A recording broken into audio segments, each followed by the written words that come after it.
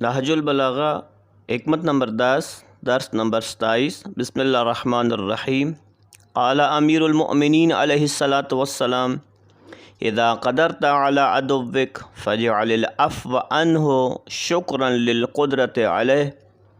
دشمن پر قابو پاؤ تو اس قابو پانے کا شکرانہ اس کو معاف کر دینا قرار دو۔ اس حکمت میں 4 الفاظ ایسے ہیں کہ جن کے معانی پر توجہ کی ضرورت ہے۔ ایک قدرت، دوسرا عدو یعنی دشمن، تیسرا عفو بخشش اور چوتھا شکر۔ یہ چاروں عنوان بڑی اہمیت کے حامل ہیں کہ انسان کو اللہ کی راہ میں حق بات پہنچانے کے لیے اوامر و نواہی پروردگار کو معاشرے میں رائج کرنے کے لیے قدرت کی ضرورت ہوتی ہے۔ اور دوسرا نقطہ کہ عدو یعنی دشمن، اللہ تعالیٰ نے سب سے بڑا جو دشمن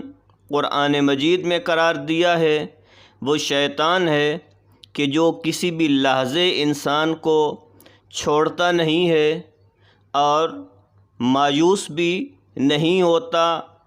اگر انسان ایک دفعہ شیطان سے نجات پاتا ہے تو شیطان کسی اور انداز میں پھر کسی اور انداز میں بہرحال حملہ آور ہوتا ہے، لیکن وہ دشمن کہ جس کے اندر ہدایت کی کوئی رمق موجود ہو یا امید کی جا سکتی ہو کہ وہ ہدایت پا جائے گا، غلط فہمی ممکن ہے اسے ہوئی ہو، تو ایسے دشمن کو معاف کر دینا کہ جب اس پر قدرت اور طاقت مل جائے انسان کو، ایک انسانی فضیلت ہے اور اخلاق حسنہ شمار ہوتا ہے۔ لیکن وہ دشمن کہ جس کے اندر ذرا برابر بھی ہدایت کی رمق موجود نہ ہو اور ناممکن ہو شیطان کی طرح کہ وہ ہدایت پا جائے گا، یا وہ افراد کہ جن کو بخش دینے سے ان کی دشمنی میں، ان کے تکبر میں، ان کی انانیت میں اور اضافہ ہو جاتا ہے اور وہ اور بڑی قسم کی سازشیں کرتے ہیں، ایسے لوگوں کے لیے بہرحال سوچنا چاہیے کہ انہیں معاف کرنا ہے یا نہیں کرنا۔ لیکن ایسے لوگ کہ جن کے اندر کچھ ابھی انسانیت باقی ہے،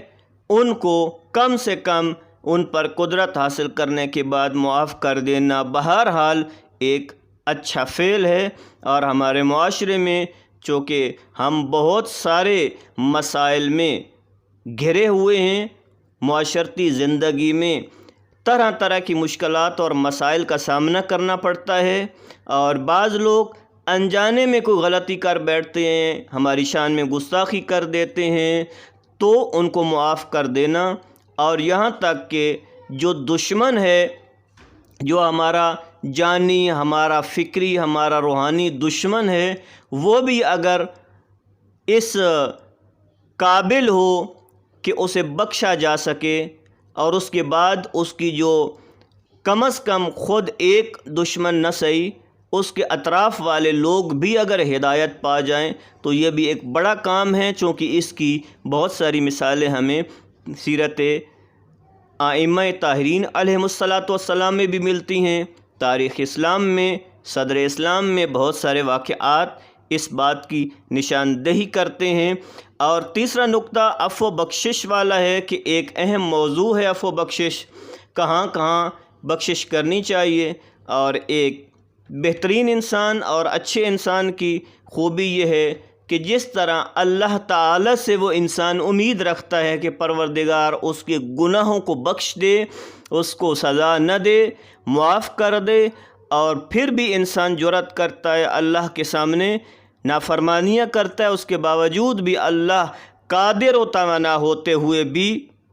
انسان کو اس کی خطائیں بخشتا رہتا ہے اور سزا دینے میں جلدی نہیں کرتا۔ اور یہی جو قدرت حاصل ہو جانے کے بعد دشمن کو معاف کر دینا، یہ شکرانہ ہے اس قدرت کا کہ جو اللہ تعالیٰ کی مدد سے انسان کو حاصل ہوتی ہے۔ اور شکرانہ بہت ساری چیزوں میں ہے۔ شکرانے کا مطلب ہی یہی ہے کہ انسان کو جو نعمت ملی ہے اس کی قدردانی کرے اور اس کو اس جگہ پر صرف کر دے جس کی خاطر اللہ نے اسے وہ نعمت عطا کی ہے۔ جیسا کہ انسان پیسہ، اللہ نے انسان کو مال دولت سے نوازا ہو اور وہ راہ خدا میں خرچ کرے، یا انسان کے اور اعضاء و جوارح اور جو اس کا جائز مصرف ہے اس میں وہ صرف کرے۔ یہی عفو و بخشش یہ انسان کے روحانی اور معنوی رشد کا جہاں باعث بنتا ہے، وہاں پر اجتماعی روابط کو اور زیادہ اور دوستانہ ماحول کو اور زیادہ مستحکم اور مضبوط کرنے کا سبب بن جاتا ہے۔ اور تربیتی اصولوں میں سے بھی ایک اصل یہی ہے کہ انسان قدرت اور طاقت رکھتے ہوئے بھی بخش دے تو یہ بڑا پن ہے۔ یہ توحید عملی ہے کہ انسان اللہ تعالیٰ کی صفات کا مظہر بنتا چلا جائے اور نہ صرف ظلم و زیادتی کرے بلکہ ظلم و زیادتی کرنے والوں کو بھی طاقت قدرت کے باوجود بخش دے۔ لیکن جب طاقت اور قدرت نہیں ہوتی اور پھر انسان بخش رہا ہوتا ہے تو یہ ناتوانی ہے اور بے بسی ہوتی ہے۔ اس طرح کا بخشنا کوئی خوبی نہیں ہے بلکہ انسان در حقیقت اپنے آپ کو مزید گرا رہا ہوتا ہے۔ اچھا، حضرت موسیٰ علیہ السلام نے اپنے رب سے یہ سوال کیا تھا کہ پروردگارا، تیرے نزدیک سب سے زیادہ معزز شخص کون ہے؟ تو اللہ تعالیٰ کی طرف سے یہ پیغام آیا کہ وہ لوگ میرے معزز ہیں، میرے سامنے قابل احترام ہیں کہ جن پر ظلم ہو اور قدرت کے باوجود، یعنی انتقام لینے کی قدرت رکھنے کے باوجود وہ انہیں بخش دیں اور انہیں معاف کر دیں، وہی لوگ میرے نزدیک بہت قدر و قیمت کے مالک ہیں۔ اسی طرح قیامت کے دن ندا دینے والا شخص ندا دے رہا ہوگا کہ کوئی ہے شخص کہ جس کا اللہ پر اجر بنتا ہے تو وہ کھڑا ہو جائے، تو فرمایا گیا کہ کوئی بھی کھڑا نہیں ہوگا مگر عافون، یعنی جو بخشش کرنے والے لوگ ہیں وہی کھڑے ہوں گے۔ اور پھر امام علیہ السلام فرماتے ہیں کہ الم تسمعوا قولہ تعالی، کیا تم نے اللہ تعالیٰ کا یہ قول نہیں سنا؟ فمن عفا واصلح فاجرہ علی اللہ، سورہ شورى کی آیت نمبر 40 میں۔ اور برائی کا بدلہ